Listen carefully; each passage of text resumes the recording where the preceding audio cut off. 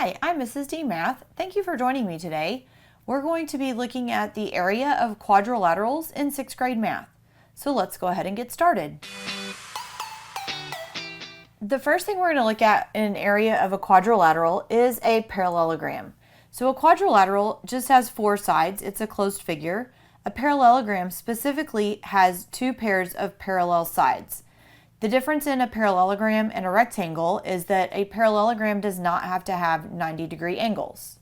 So let's look at why the area formula for a parallelogram is actually the same as a rectangle. So if I were to take this parallelogram, and if I were to take this side right here and cut that off and then move it to the other side of the parallelogram, then I can see here that I did form a rectangle. So that side we cut off over here and then moved it to the other side did form a rectangle. So now you can see why the base times height is the same formula for a parallelogram as a rectangle.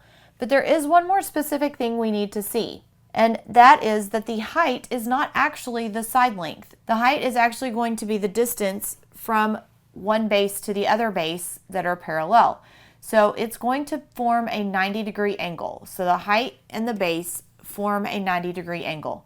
They're going to include this information when they want you to solve for the area.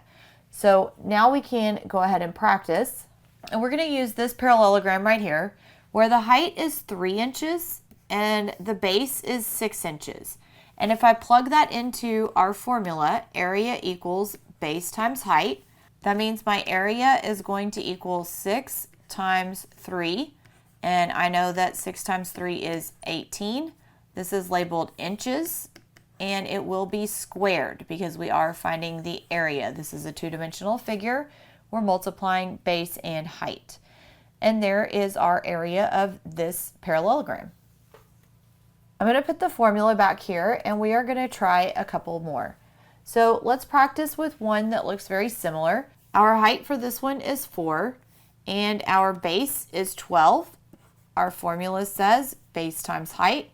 And it doesn't matter which one you plug in for the base and which one you plug in for the height. Since we're multiplying, they're going to come out with the same answer. 12 times 4 is 48 centimeters squared. So there is the area of this parallelogram. We're going to try one more. This one looks a little bit different. It is a lot taller, but you can see that my right angle is right here. So 8 is my height. 3 is my base. That means I don't need this 9 inches for the side length. That isn't going to help me solve for the area. So I'm going to plug in for my formula 3 times 8. And I know 3 times 8 is 24. So we have 24 inches squared. And even though we're using very simple numbers in this and the math is very easy, it doesn't matter how difficult the numbers get. You're still just multiplying base times height. So now let's look at another quadrilateral. We're going to look at a trapezoid. A trapezoid is similar, but it only has one set of parallel lines. So the other 2 opposite sides are not going to have to be parallel. So we have 1/2 base₁ plus base₂ times height. This one's a little bit different. We're going to show how we can find this area formula. In this case, we have our base₁ and our base₂, but if I look when I put one trapezoid flipped upside down next to the other trapezoid, I have now formed a parallelogram. So I know that this would be my base of the parallelogram, and this right here, forming a right angle, would be my height. So the way that we get the base₁ and the base₂ is this base includes both trapezoids, but this side length over here came from this side length down here. So this would be my base₂. That means that this section would be my base₁, and then I have my height, and then I have to half this because base₁ plus base₂ includes this entire length of 2 trapezoids, and we only need half of that, 1 trapezoid. Then you can see here everything is labeled on this trapezoid. So base₁ and base₂ are the parallel sides, and then the height is the right angle formed between those 2 parallel sides. Let's go ahead and try an example. So my formula says area equals 1/2 base₁ plus base₂. It doesn't matter which one is your base₁ and which one is your base₂, because we are adding those together. And my height is the line that is perpendicular, forming a right angle between the two bases. So that would be 4. I'm going to go ahead and solve according to order of operations. So we're going to add 5 plus 7 in the parentheses first. That equals 12. And then to make my math a little bit easier, I'm going to go ahead and reduce one of these numbers. So I'm going to take half of 12, which is 6. So now I'm just solving a simple 6 times 4, which is 24. And this would also be labeled inches squared because we still have the area that we're solving for. If I go back to where I just reduced first, if I would have multiplied 12 times 4, I would get 48, and half of 48 is still 24. So it works out whether you reduce before you solve or whether you solve and then divide by 2.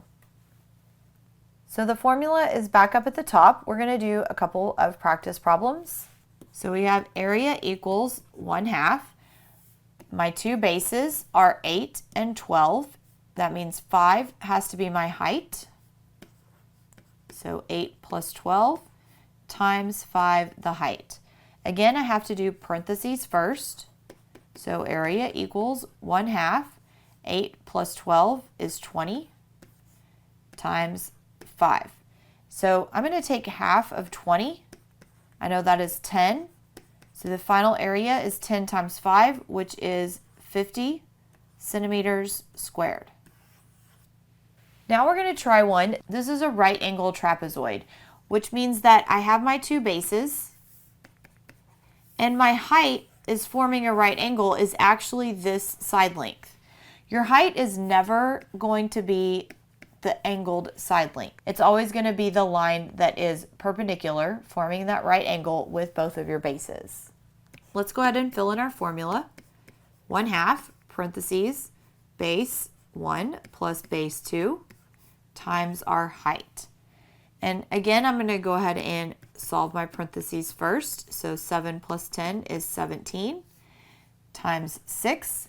I can't easily take half of 17. I would end up with a decimal. So I'm going to take half of 6, which is 3.